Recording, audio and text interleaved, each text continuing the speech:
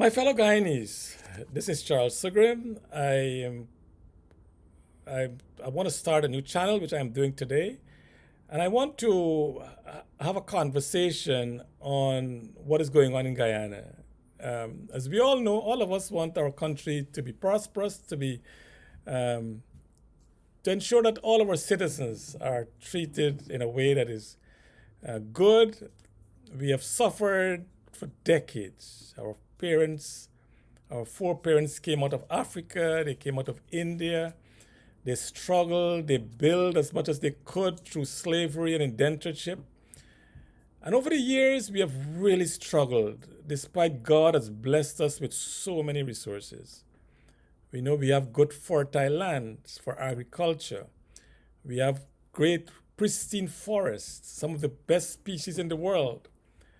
We have minerals, bauxite and gold and diamond. We have fresh water. We have so many good things, and we have great people as well. But sometimes we forgot, like we're seeing the trees before us, but we're missing the forest. And in this discussion that I want to start today, and I hope you will join in the discussion. I hope I can have as many of you on this program as possible, so we can discuss, Guyana and what it can do for all of us. Guyana is the mother of our country of our birth. It is our mother country, um, because that's where she gave us birth, and we want to give God thanks that we are born in a beautiful place called Guyana. Now, I want to discuss some of the new topics and one of the area that is troubling to us is the oil and gas sector. Now, before I say that, I know today is August the 5th, which is the day when I start in this channel. Tomorrow will be the death anniversary of the PNC leader and former president, Forbes Burnham. We want to acknowledge that. And I know when he died in 1985, I remember I was in Georgetown, um, and one guy selling Pans Length, he said to me, "You need to get home because President Burnham has died." And I said, "Okay." And on my way on the ferry, because I live across the river in Demerara, um, the news, President Hoyt came on the radio to say that President Burnham had died. So we want to offer condolences again to the PNC, and of course some of Guyana celebrate it, some mourn, and that's the nature of politics. We like some, we don't like others, but that is it. But also today, we want to also give our condolences to the family of Dr. Luncheon. He passed away not too long ago, a couple of days ago, and we pray that their soul rest in peace. Having said that, I want to start this conversation. I will bring this down, and then I will bring up on the screen some other information that I want to talk about. And that is um, I want to bring on the contract that was signed in 1997, and this is on the screen now, by Janet Jagan, who was president of Guyana at that time. She signed not as, well, I guess as president, but as minister, who held that portfolio. But this agreement was signed between the government of Guyana and Esso Exploration Production Guyana Limited. And we know that is Esso. So for short, when we use interpolate Esso and Exxon, they're basically the same thing. Legally, it's not, but generally it's the same thing because Esso, it's a 100% owned subsidiary of Exxon. So when we speak of Esso, the parent company is Exxon. So Exxon, the parent company, Esso, the 100% subsidiary. Esso have no asset except what they currently have from those ships we have in the Atlantic that we are paying for. That's part of their asset. Other than that, they're a paper company. Exxon is the parent, and they control everything. So this agreement in 1999, signed between the government of Guyana and Exxon, which is Esso, the subsidiary, give them permission to Article 25 to have assignments. And what the assignment is, they're allowed to bring in other companies into the agreement, which they did after they found oil. So they found oil somewhere in 2015, and then they started the negotiation for the oil contract. At that time, the PEP had lost office and the coalition was in. So it was the coalition through the subject minister, Raphael Trotman, who went into that agreement.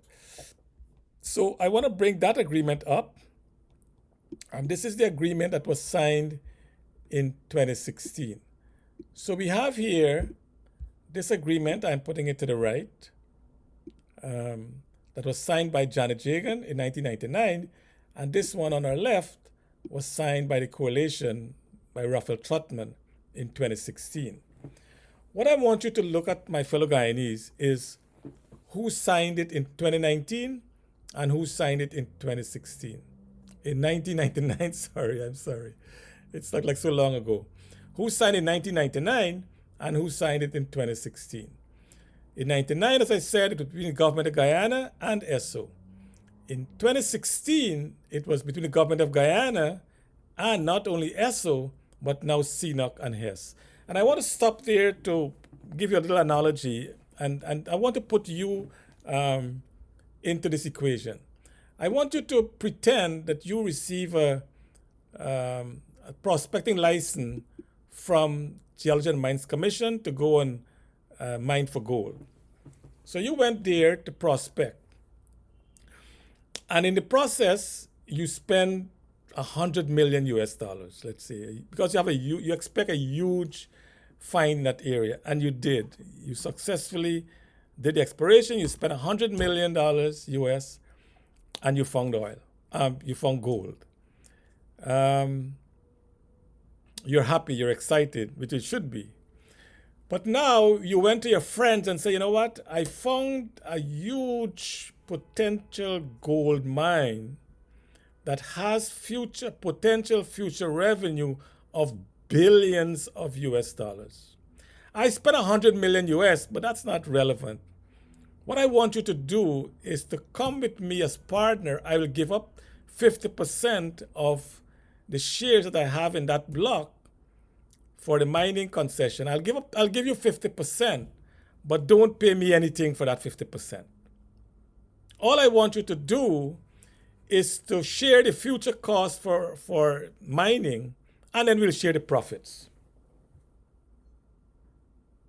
Think of that question, or think of that analogy. Will you do it? And the answer is a blatant no. No sane person will spend $100 million to do some exploration. You found the wealth that you're looking for. You found the resource. You found a substantial amount of gold. And yet you can invite your friends and tell them, don't worry, I spent 100 million. That's not necessary. You don't have to pay me back anything of that. All you'll do is come in and we'll share the cost of the operating, the mine, and then we'll share the profits. You'll be very stupid to do that. You think Exxon did that? You think Exxon brought in CNOOC and Hess and tell them, don't worry, I spent $460 million in exploration. I will get it back from the government of Guyana because those people are fools. We're going to get it back when we start produce oil. You come in, don't give me anything. I will give you 55% shares. It's 30 and 25%, so it's a big chunk. But all you will do for me is we'll share future operating costs and we'll share the profits. Guyanese, you think Exxon is so stupid? I don't think so. So when Minister Trotman gave approval for Exxon to bring in CNOOC and Hess, did the minister ask Exxon, how much are you getting from CNOOC for that share you're giving up? And how much you're getting from Hess for that shares you're giving up? Was the question asked? Was there answer to the question? If there was answer, Minister Trotman, you're now a private citizen, can you let us know how much did Exxon said they received from CNOOC, how much they received from Hess to give up, is it 45, 55%? Whatever the number is, it doesn't really matter right now. What matters is that how much did they receive for giving up that percentage of shares that they give to CNOOC and to Hess? If you don't know the answer, Raphael Trotman, then we'll have to ask Exxon. And Exxon, on behalf of the people of Guyana, I'm not authorized by the people of Guyana to say this, but I think all Guyanese want this answer. How much did you receive? Yes, you, Exxon. How much did you receive from Hess? How much did you receive from CNOOC to give up that percent of shares to them? And we're asking CNOOC and Hess too, because you will have to answer this eventually. I think our government have no backbone. Both governments, the coalition and the current government, have no backbone to ask those questions. How much CNOOC did you pay to Exxon? Hess, how much did you pay to Exxon for that percent of shares that you receive? In my limited knowledge, and with the skills of Exxon, and Exxon, we got to give it to you. You're a smart company. If not, you would not have survived these hundreds of years that you're in operation. You would have received billions and billions of dollars from CNOOC and from Hess because you know in 2015 and 2016 when you signed this agreement that you already had a reserve of 2 billion barrels. And you know based on your experience, and you've been in business for many years, you know from your experience that if this block around that you're drilling and you already found 2 billion barrels of oil, there is potential for tremendous more oil. And you did. As we speak today, you have a reserve of about 11 billion barrels.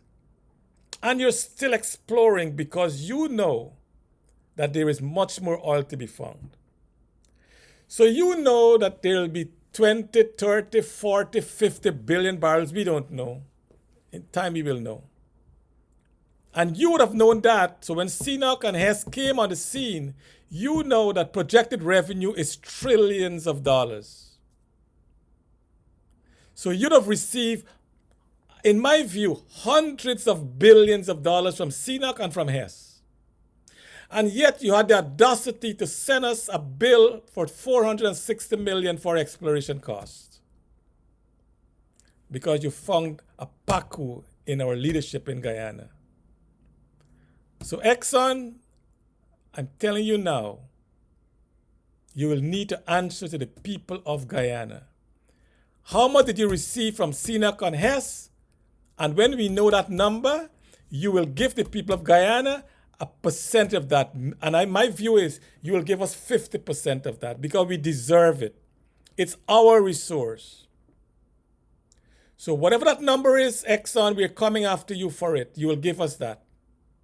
I know our government are afraid of you. I don't know why they're afraid of you. But you will give the people of Guyana because the people of Guyana will demand it. We live in poverty for too long. We live in poverty since the day we were born. Our foreparents came out of Africa as slaves and out of India, out of indentured laborers. We are Amerindians who were living there for thousands of years. And we've been living in poverty. God has blessed us with resources, but He has cursed us with the politicians we have. The people of Guyana will now take action in their own hand. So Exxon, my question to you today, how much did you receive from CNOOC and Hess?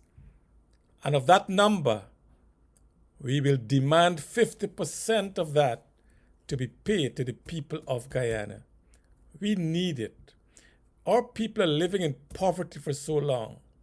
There's a lot more for us to go through, but Guyanese, we need to get up from our seat, our comfortable seat, and stand up.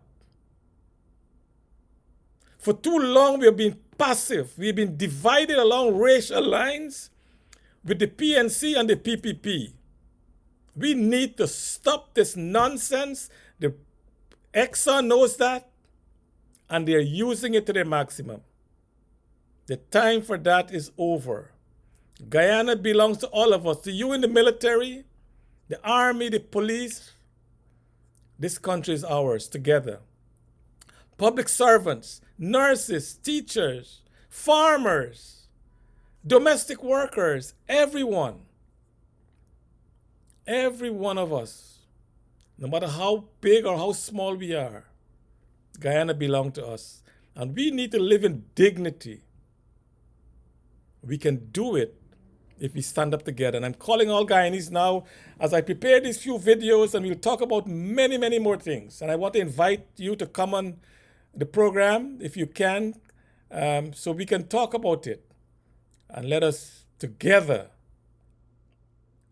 save our country. God has given us a beautiful country, but the foreigners are taking advantage of us. We need to stop it now. Our politicians are brainless, and they're I don't want to say what I want to say, but we need to stand up as people. And Guyanese, we need to do it now. God bless our great country of Guyana. The best is yet to come. Take care.